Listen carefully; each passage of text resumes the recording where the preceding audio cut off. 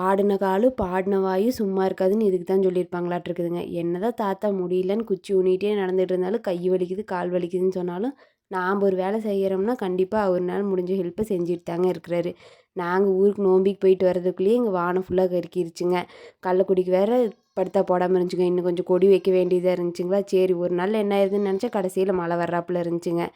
சரி படுத்தாவத்தா போட்டு விட்ருவோன்னு சொல்லிட்டு அம்மா எடுத்துகிட்டு வந்து போட்டுக்கிட்டு இருந்தாங்க. அம்மாவும் அப்பாவும் இந்த பக்கமும் அந்த பக்கமும் இழுக்க காற்று விடவே இல்லைங்க போடுறதுக்கு. இவங்க 2 பேரும் கஷ்டப்படுறாங்களேன்னு சொல்லிட்டு தாத்தாவுமே வந்து அவரோட முடிஞ்ச வேலையை வந்து செஞ்சிட்டு இருந்தாருங்க.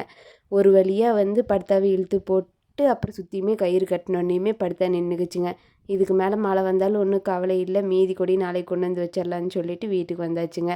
அடுத்த நாளே பார்த்தீங்கன்னா ஆளை வர சொல்லிவிட்டு மீதி இருந்த கொடியுமே கொண்டு வந்து வச்சுட்டு கரும்பு கட்டி கொண்டு வந்து போட்டுருந்துச்சுங்க. அதையுமே எடுத்து ஃபுல்லாக போட்டு போர் வேலையை முடிச்சாச்சுங்க. சுற்றியும் கயிறுலாம் போட்டு கட்டி பக்காவாக கடலக்கொடி போர் மேய்ஞ்சி வச்சாச்சுங்க. அடுத்து இனிமேல் வந்து கடலக்காய் வந்து காய வச்சு அள்ளி வைக்கிற வேலை தாங்க. எப்படியோ முன்னாடி பிடுங்குறப்ப மழை வந்தாலும் மறுபடியும் இப்போ காய வைக்கிறப்ப பெருசாக மழை இல்லாதனால வந்து கடலக்கொடி கடலக்காய் எல்லாமே வந்து சிறப்பாக வீடு கொண்டாந்து சேர்த்தியாச்சுங்க.